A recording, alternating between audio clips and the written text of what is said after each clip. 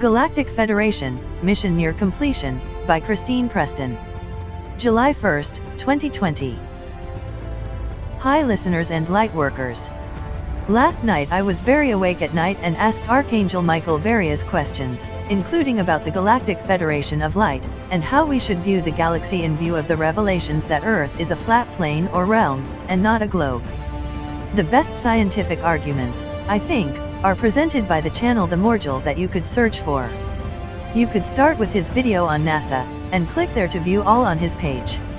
When I asked about the Galactic Federation of Light, Archangel Michael replied, "It is nearing completion of its mission."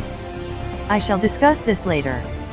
In my video The Prophecy, which was originally published by Matt McElroy in 2016, in an interview of Archangel Michael, I provide the information that it was him who founded this organization, more than 4 million years ago, and this was done according to the pattern of another organization which preceded it. It was created to oppose the dark reptilian beings of some low dimensions of the systems of worlds of the constellations of Orion and Draco, because they had created a great destruction in the galaxy. They were belligerent, had invaded as well as obliterated many worlds. They were responsible for an indescribable devastation. These demonic beings were responsible for a horrendous situation at the material level of some platforms of life, I think up to the 4th dimension, which is astral, and this was followed by what is remembered as a great war in heaven. When the skirmish occurred, a certain group of entities fought in space and won the territory of Earth. These new owners did not want the native Earth species, the humans, to be informed of what took place. Uninformed, the species would be easier to control. That is why light is information, and darkness is lack of information. These entities beat out light, and Earth became their territory. These new owners who came here 300,000 years ago are the magnificent beings spoken of in your Bible, in the Babylonian and Sumerian tablets, and in texts all over the world. They came to Earth and rearranged the native human species. They rearranged your DNA in order to have you broadcast within a certain limited frequency band whose frequency could feed them and keep them in power. They worked in their laboratories and created versions of humans with a different DNA, the 2-stranded double helix DNA. The original DNA pattern was left within the human cells, yet it was not functional. It was split apart, unplugged. Researchers in the subject of flat Earth like the Morgel, whom I recommend, take the view that space does not exist in the sense that is preached by NASA. So, there is confusion because we observe what we might call a firmament in the sky above our heads. We are on the earthly plane, or realm, and according to the Vedic cosmological model, it is very vast, in the region of 10 billion miles in diameter, but not infinite because it is within the etheric body of the great being who has and is still creating this system of worlds. The limits of this great being's etheric body are those of his etheric aura. This universe is represented as a multidimensional bubble that is globular. Our Middle Earth, or Midgard, in the Nordic cosmological model, is our middle garden of physical life, stretches across the middle section of that globular multidimensional universe. Parallel to this model is the Vedic Bhagavatam 1. Archangel Michael told me last night that we see the Milky Way galaxy and that it is real, but what we perceive when we look at stars, in the night sky, are lights emanating from globular multidimensional universe bubbles. We could call them systems of world but not solar systems, and our sun circulates above our platform of life. It is not millions of miles away but about 3,000. The experts can give you the arguments as to why. There are no heliocentric systems in the galaxy but suns circulate above the surface of worlds to give them light, and they perform a service.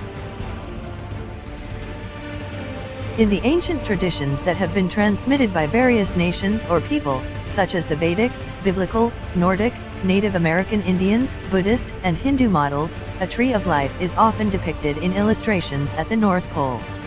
It is also called Mount Meru. It is a stargate, portal, a Merkaba, as well as represents the divine consciousness that is bestowed to life forms. In Nordic cosmology, this tree is sometimes represented upside down to indicate that the souls have their roots in heaven, the higher dimensions, or celestial realms. The lights that we see in the sky at night, or stars, are manifestations in the world of form, of the light that exists upon the higher dimensions. In ancient days, people believed that the stars actually were archangels. These beings are Kumaras, spelled Kumara, or Lords of the Flame. The term firmament in the Bible has led some Christian researchers to believe there is a dome of crystalline structure above our physical flat realm. The term is a translation of rakia in Hebrew. They have been led to the belief that there exists a dome that is firm and a barrier to go to space, because of this translation. The alternative translation for this term rakia is expanse.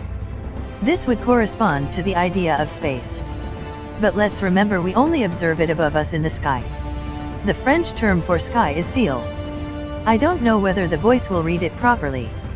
It is spelled ciel. But it can mean sky or heaven. So in this expanse in the sky, or heaven, we see lights or stars that are the manifestation of the presence of the archangels and of the light of higher dimensions. In fact, there is a concept according to which there is an inner sun beyond our material sun. In Gnosticism, there is a concept of the realms of light equivalent to heaven, the celestial realms, or the higher dimensions. And the Gnostics used to believe that our earth, as well as all of the material worlds, are part of a realm of darkness and chaos. They knew that our Middle Earth had been created from its former self, or Tiamat, a watery world referred to as Tehom Tehom in Genesis 1. Tehom is sometimes translated as the deep. Please refer to my video The Judgment of the Archdeceivers, as it has an interpretation for the Nag Hammadi text on the origin of the world. The Gnostics referred to the inhabitants of Tiamat, the deep, as the archons, which is translated as rulers. It is very uncanny that they continue today as the deep state in reincarnation. Please refer to my videos with the titles of On the 2016 Prophecies and Archons and Why the Slaying of a Dragon, as well as Tiamat is Terra. The archons of Tiamat could not conceive of any being superior to themselves. They are typically like the Lucifer who falls by pride. In the Babylonian epic, Tiamat is represented as a demonic dragon that Marduk enters in conflict with. Marduk represents the Galactic Federation of Light, as well as Archangel Michael, and Tiamat's archons are the Luciferian Nephilim, fallen ones, and beings of the constellations of Draco and Orion. In the days that Tiamat was so demonic, the councils of heaven planned to destroy it, but Lord Sanat Kumara came to the rescue by volunteering to sponsor its evolution. The first being who offered to accompany him was the one who lived later as Gautama Buddha and now is the Lord of the world. This was before the creation of man, and in Theosophy, Lord Sanat Kumara is said to have come to this system 18 million years ago. The earth was terraformed from Tiamat and the archons were sent into stasis, or life suspension, for some millions of years, after a battle. By the time they were cast on earth to incarnate, some life waves had evolved and devolved, and the civilization of Lemuria had flourished. This is where the story joins with the subject of the slaying of the dragon in my previous video. Genesis also starts at the recreation of earth from Tehom, the deep, or Tiamat. The sun was brought in as a luminary after this, not before, and biblical interpreters will agree. I have some explanations for the mysteries of the moon, but will leave this subject for later. The higher dimensions are only accessible through the process of ascension, by an integration of higher consciousness. Hence the satanic beings and even mankind, until the latter has integrated higher virtues, can have a place in heaven or the higher dimensions. Heaven is safe because these demonic beings cannot pass, but on earth many life waves are being tyrannized, and there is much suffering. The Galactic Federation of Light has a division called Ashka Command, and both Archangel Michael and my ascended twin flame, who is with the Andromedon beings of light, are involved with this celestial force of light.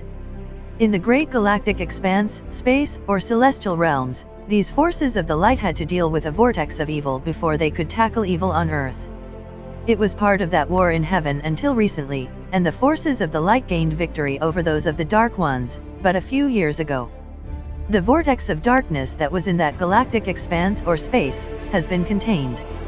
A sacred lake of fire that Andre has told me today is electromagnetic, has been used for some time to consume that vortex of evil.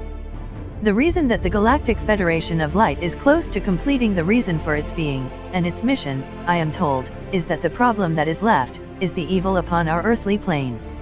What is going on behind the political scenes is the judgment of the fallen ones, the evil ones in incarnation. It is not a judgment for mankind nor for the souls that have the connection with the I Am Presence, or our light bearers. We have been lied to. Mankind did not commit a mortal sin during the antediluvian era, as I have argued in previous videos.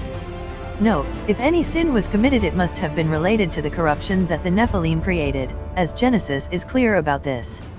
It resulted with the flood, and the statement is made that Noah was an exception to the unrighteousness of the world.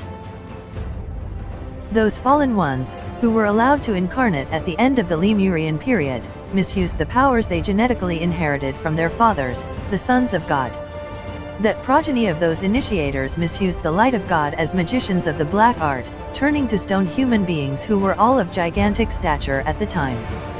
There were wars as described in the Mahabharata, and they created a corruption that caused the downfall of the Atlantean civilization.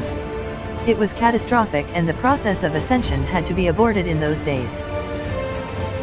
However, it is my understanding that timelines have manifested according to the divine plan, and we are very close to a completion of the mission. Thanking you for listening and taking part. Stay safe and secure in the light, and please don't forget to subscribe, as this is a new channel. With love, from Preston.